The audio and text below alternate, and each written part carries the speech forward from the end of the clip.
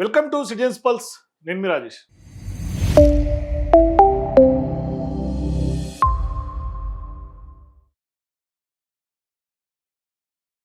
తెలంగాణలో ప్రస్తుతం సామాన్య మధ్యతరగతి జీవులందరూ కూడా ఇవాళ బిక్కుబిక్కుమంట గడుపుతా ఉన్నారు. ఇదంతా 22A సంబంధించినటువంటి చర్చ జరుగుతున్నటువంటి నేపథ్యంలో కావాలనే పకడ్బందీ స్కెచ్ లాగానే ఇదంతా కూడా 22A వ్యవహారం అంతా నడుస్తోందేమో అని అనిపిస్తోంది. అటువంటి ఆరోపణలు కూడా వస్తూ ఉన్నాయి. ఎందుకు ఆరోపణలు వస్తున్నాయంటే సాక్షాత్తు మనం మాట్లాడుకుంటున్నట్టుగా నిన్న కూడా మనం మాట్లాడుకున్నాం. ఎవరైతే రేవంత్ రెడ్డి గారి క్యాబినెట్లో ఉన్నటువంటి కోమటిరెడ్డి వెంకటరెడ్డి గారే 3 నెలల క్రితమే నేను రేవంత్ రెడ్డి గారి దృష్టికి తీసుకెళ్ళినా. ఇవాళ ఎట్లా తయారైందంటే కాంగ్రెస్ పార్టీ తెలంగాణలో ఏది జరిగినా జాతీయ స్థాయిలో ఉన్నటువంటి రాహుల్ గాంధీ గారి మీద కాంగ్రెస్ పార్టీ యొక్క ఆ యొక్క పార్టీ మీద ఒక బ్లాక్ షేడ్ లాగా పడిపోయింది. అంటే ఇవాళ రేవంత్ రెడ్డి గారు చేసే ప్రతి కార్యాచరణ లేకుంటే వేసే ప్రతి అడుగు ఇవాళ ఎవరి మీద విమర్శలు వస్తున్నాయి అంటే అది జాతీయ స్థాయిలో ఉన్నటువంటి కాంగ్రెస్ పార్టీ మీద ఇంపాక్ట్ పడుతుంది. రాహుల్ గాంధీ గారు సమాధానం చెప్పాల్సినటువంటి అవసరం ఖచ్చితంగా ఉంది అని ఇప్పుడు పెరుగుతున్నటువంటి డిమాండ్. ఎందుకు అంటే ఆయనే ఎన్నికల ముందు వచ్చి ఆయనే ఇవాళ హామీలు ఇచ్చి ఆ హామీలు కాంగ్రెస్ పార్టీ తప్పినటువంటి నేపథ్యంలో ఇవాళ ప్రజలందరూ కూడా రాహుల్ గాంధీని నిలదీస్తున్నటువంటి పరిస్థితులు మనకు తెలుసు. ఎందుకు ఇవాళ నిరుద్యోగులకు సంబంధించినటువంటి వ్యవహారంలో జాబ్ క్యాలెండర్ విషయంలో స్పష్టంగా ఇవాళ వాళ్ళందరూ కూడా రాహుల్ గాంధీ గారిని నిలదీస్తూ ఉన్నారు. కాకపోతే ఇప్పుడు 22A అంశంలో కూడా ఇప్పుడు రాహుల్ గాంధీ గారిని నిలదీస్తున్నటువంటి పరిస్థితులు కనిపిస్తూ ఉన్నాయి. నిన్నటికి నిన్న ఎవరైతే 22Aకి సంబంధించినటువంటి బాధితుల పక్షాన బీఆర్ఎస్ పార్టీ ఎవరైతే సీనియర్ నాయకులు మాజీ మంత్రి హరీష్ రావు గారు ఉన్నారో ఆయన్ని కలిశారు, బాధితులతో చర్చలు జరిగినాయి. ఇవాళ రాహుల్ గాంధీ గారిని డైరెక్ట్ గా హరీష్ రావు గారు క్వశ్చన్ చేస్తా ఉన్నారు. దీని వెనకాల భారీ కుట్ర జరుగుతోంది, కావాలని రేవంత్ రెడ్డి గారి నాలెడ్జ్ లో ఉండి ఇదంతా జరుగుతోంది అని స్పష్టంగా ఆధారాలతో సహా ఇవాళ రాహుల్ గాంధీకి లేఖ రాశారు. అంటే ఇండైరెక్ట్ గా రేవంత్ రెడ్డి గారు రాహుల్ గాంధీ గారిని బుక్ చేసినట్టుగా మనకు వ్యవహారం కనిపిస్తుంది. అంటే పొలిటికల్ గా రాహుల్ గాంధీ గారి నాలెడ్జ్ లో రేవంత్ రెడ్డి గారు ఏం చేస్తున్నారో తెలుసో తెలియదో లేకుంటే మిస్ ట్రాక్ అవుతుందో రాంగ్ ట్రాక్ లకి తీసుకెళ్తున్నాడో తెలియదు. కానీ ఇవాళ రాహుల్ గాంధీ అడ్డంగా ఇరుక్కుంటున్నటువంటి పరిస్థితులు. అయితే ఒకసారి ఆ లెటర్ చూద్దాం. ఇది హరీష్ రావు గారు రాసినటువంటి లేఖ. Rahul Gandhi garu, leader of opposition, Lok Sabha, New Delhi. Grave governance failure, alleged extortion and arbitrary freezing of private properties under section 22A in Telangana, demand for immediate removal of revenue minister Sri Ponguleti Srinivas Reddy and independent high level inquiry అని పొంగులేటి గారిని ఖచ్చితంగా తీసేయాలి. ఇవాళ failure కనిపిస్తోంది, governance failure కనిపిస్తోంది తెలంగాణలో. అట్లాగే భారీ స్థాయిలో ఈ 22Aను అడ్డం పెట్టుకుని ఈ చట్టంలో పెద్ద ఎత్తున సామాన్యుల యొక్క ఆస్తులన్నింటినీ కూడా దీంట్లో పెట్టేసి నిషేధ జాబితా కింద చూపించి దీని వెనకాల భారీ స్థాయిలో మాఫియా జరుగుతుంది. కాబట్టి ఖచ్చితంగా ఇవాళ పొంగులేటి గారిని ఆ యొక్క మంత్రి స్థానం నుంచి తప్పించండి అన్న డిమాండ్ ప్రధానంగా వినిపిస్తోంది. ఇవాళ ప్రజలు కూడా మాట్లాడుకుంటున్నారు. మనం కూడా నిన్న పొంగులేటి శ్రీనివాస్ రెడ్డి గారు ఖచ్చితంగా రాజీనామా చేయాల్సిందే, ఎందుకంటే ఇంత బాధ్యతారాహితంగా అధికారుల మీద నెట్టేసి ఇవాళ 22A మొత్తం అధికారుల తప్పిదమని చూపించుకునే ప్రయత్నం చేస్తే ఖచ్చితంగా తప్పించుకునే ప్రయత్నమే. అంటే కుట్ర చేయబోయి ఇరుక్కున్నారు. ఇవాళ ప్రజల నుంచి తిరుగుబాటు ఎదురవుతున్నటువంటి సందర్భంగా ఇవాళ అధికారుల తప్పిదం మాకు సంబంధం లేదు. ఒక మంత్రిగా ఉండి బాధ్యతాయుతమైనటువంటి పదవిలో ఉండి ఆయన అటువంటి మాటలు మాట్లాడుతున్నారంటే ఒకసారి ఆలోచన చేసుకోండి. I'm writing to draw your attention to a serious governance crisis in Telangana rising from the alleged misuse of the revenue and registration machinery and the arbitrary inclusion of private properties under section 22A of the Registration Act 1908. The allegations concern the functioning of the Revenue Department Sri Ponguleti Srinivas Reddy and raise serious questions about the failure of Chief Minister Sri Revanth Reddy to exercise effective oversight. అంటే రేవంత్ రెడ్డి గారు failure కనిపిస్తోంది, serious questions rise అవుతున్నాయి ఆయన పరిపాలన మీద, పాలన మీద. అట్లాగే పొంగులేటి శ్రీనివాస్ రెడ్డి కూడా ఇవాళ రెవెన్యూ డిపార్ట్మెంట్ ని ఫంక్షనింగ్ లో కానీ లేదంటే కనుక ఆయన చట్టాన్ని ఏ విధంగా లొసుగుల్ని అడ్డం పెట్టుకొని ఏ విధంగా దాన్ని వాడుకుంటున్నాడు అనే అంశం మీద స్పష్టంగా చెప్తూ ఉన్నారు. Section 22A is intended to prohibit registration of legally prohibited properties. It can't be used to create artificial title disputes, freeze bona fide private properties, paralyze legitimate transactions or allegedly extract money from citizens seeking registration or denotification. అంటే private ఆస్తుల్ని చేర్చేసి లిస్టులోకి ఇప్పుడు దాని నుంచి తీసేయాలంటే సెటిల్మెంట్ల భాగోతం నడుస్తూ ఉంది. నిన్న మనం చెప్పాం 30% అడుగుతున్నారు, వదులుకోమంటున్నారు భూముల్ని, వాళ్ళ పేరు మీద బదలాయించమంటున్నారు, అనధికారికంగా ఒప్పందాలు జరుగుతూ ఉన్నాయి. ఇవన్నీ మనం చూపించాం నిన్న ఆధారాలతో సహా. సో ఇప్పుడు during revenue record updates the transaction to Bhubharati thousands of private properties HMDA GHMC approved layouts and private patta lands with long standing titles have reportedly been classified as government or ceiling surplus land or otherwise brought to under prohibited properties. ఇదిగోండి మనం చెప్పాం alleged 30% collection racket అని. More seriously there are allegations that section 22A restrictions are being used as a bottleneck for legal collections with the genuine property owners allegedly forced to approach intermediaries for denotification or registration clearance and demands reportedly reaching up to 30% of the market value. దీనికి వాళ్ళు అడిగినటువంటి questions ఏంటి? Who is responsible for adding and removing properties? ఎవరు బాధ్యత వహించాలి? Who benefits from such additions and subsequent denotifications? Denotification చేయడానికి లేకుంటే ఎవరు బెనిఫిట్ పొందుతున్నారు ఇటువంటి వాటన్నిటికి కూడా సబ్సిక్వెంట్ కానీ? What is the complete administrative chain of responsibility? Are intermediaries facilitating these transactions? Are politically connected persons or private syndicates involved? ఇట్లా అట్లాగే ఎలిజెడ్ కోయర్సివ్ 50-50 డెవలప్మెంట్ అగ్రిమెంట్స్ కూడా దీన్ని అడ్డం పెట్టుకొని చేసుకుంటున్నారు. Accountability of the revenue ministry ఏంటి? అకౌంటబిలిటీ ఏమి ఉండాలి? Transparency in section 22A additions and deletions, identification of officials responsible for enormous entries, protection of bona fide owners, independent investigation of alleged illegal collections, action against intermediaries and corrupt officials, and restoration of legitimate property rights without citizens being forced to approach multiple offices. ఎందుకంటే కాళ్ళు అరిగేదాకా తిరగాలంటే ఏ సామాన్యుడితో అవుతుంది? ఇవాళ నిషేధ జాబితాలో పెట్టేసినాం, మీరు వెళ్ళి ఎన్ఓసీలు తెచ్చుకోండి, కలెక్టర్ ఆఫీసుల చుట్టూ తిరగండి, సబ్ రిజిస్టర్ ఆఫీసుల చుట్టూ తిరగండి, అట్లాగే ఎంఆర్ఓలు ఆర్డీఓల చుట్టూ తిరగండి అంటే అసలు సామాన్యుడితో అయ్యే పనే. ఇంకా ట్రిబ్యునల్ చుట్టూ తిరగాలి, మాది మేము ప్రూవ్ చేసుకోవాలంటే ఇదంతా కూడా చాలా పక్కడ్బందీగా ప్లాన్డ్ స్కెచ్ లాగా కనిపిస్తోంది. అట్లాగే ఇండిపెండెంట్ ఇన్వెస్టిగేషన్ కి స్కోప్ ఎక్కడ ఉంది ఈ మొత్తం వ్యవహారంలో 22Aలో అంటే section 22A additions and deletions లో ఖచ్చితంగా దీని మీద ఇన్వెస్టిగేషన్ జరగాలి. ఏ యొక్క అంశాలను బేస్ చేసుకొని లిస్ట్లో పెడుతున్నారు, ఏ అంశాలు బేస్ చేసుకొని లిస్ట్లో నుంచి డిలీట్ చేస్తున్నారు. అట్లాగే government and ceiling surplus classifications, Bhubharati data and record changes.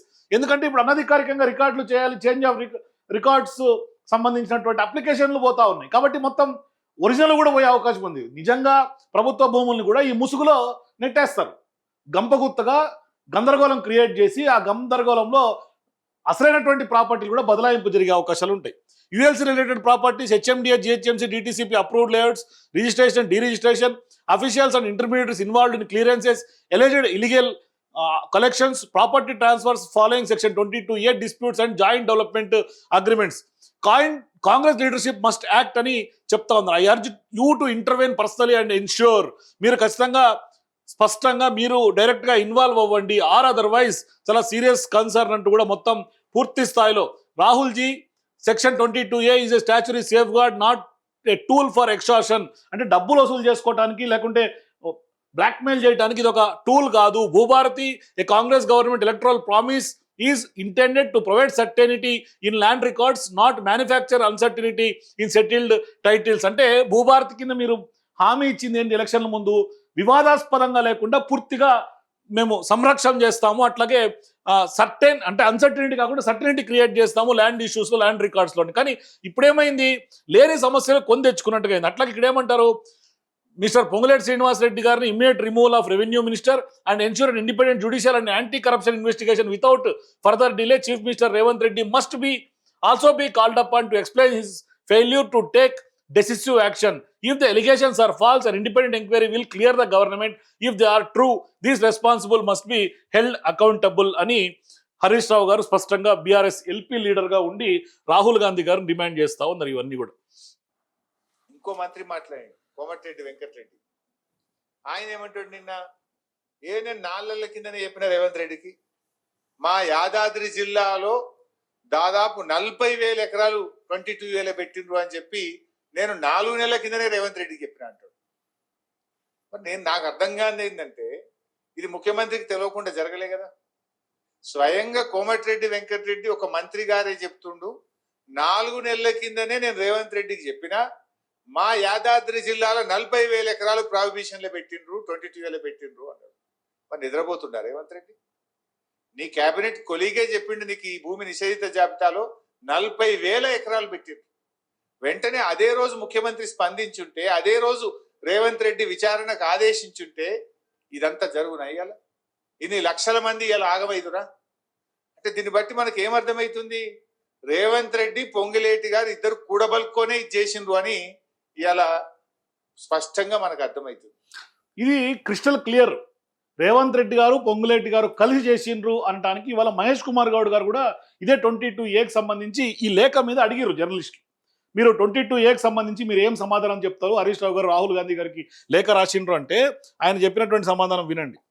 Rahul Gandhi గారికి బహిరంగ లేఖ రాశారు హరీష్ రావు గారు. అంటే 22A గురువిని 22A విషయంలో అనవసరం రాద్ధాంతం ఢిల్లీ లెవెల్లో జరిగినటువంటి తప్పిదాన్ని మా దృష్టికి రాగానే మేము ఆ రోజు గుప్తల్ వెళ్తున్నటువంటి సమయంలో పొంగులేటి గారు, నేను, ముఖ్యమంత్రి గారు చాపర్లో వెళ్తున్న సమయంలో ఇది చర్చకు వచ్చింది.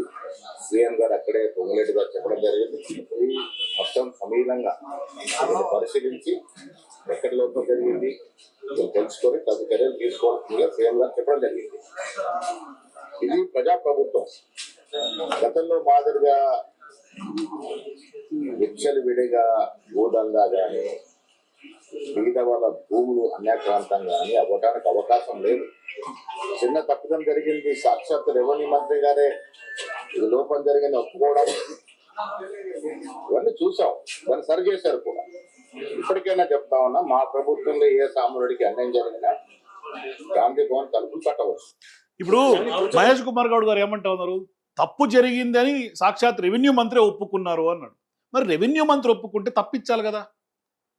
మరి ఇన్ని లక్షల మంది ప్రజలు ఆగమాగం అవుతా ఉంటే ప్రాబ్లం సాల్వ్ అయిపోయింది అంటాడు. ఎక్కడ సాల్వ్ అయిపోయింది అంటే ముఖ్యమంత్రి గారు హెలికాప్టర్లో ఉండి చాపర్లో ఉన్న సందర్భంగా మీరు ఎంక్వైరీ చేయండి, దీన్ని అర్జెంటుగా ఇవన్నీ మార్చేయండి, లేకుంటే బహిరంగ సభలో సబ్ డివిజన్లు చేయమని నేను ఇక్కడి నుంచే చెప్తా ఉన్నా అంటే అయిపోయిందా? 3 నెలల క్రితం చెప్పినటువంటి కోమటిరెడ్డి వెంకటరెడ్డి మాటనే ఖాతరు చేసే పరిస్థితుల్లో లేరు సీఎం రేవంత్ రెడ్డి గారు. ఇవాళ ఎట్లా అవుతుంది? అది ఎక్కడ తప్పుదం కింది స్థాయిలో జరిగింది అంటున్నారు. కింది స్థాయి అధికారులకి ఏం హక్కు ఉంటుంది 22A లిస్టులో పెట్టాలి అని? మళ్ళీ గత ప్రభుత్వం లాగా భూదందాలు జరగదండి. ఇవాళ జరుగుతుందే భూదందాలు కదా. 30% కమిషన్ లిటరల్గా అవుట్ రైట్గా అడుగుతూ ఉన్నారు కదా.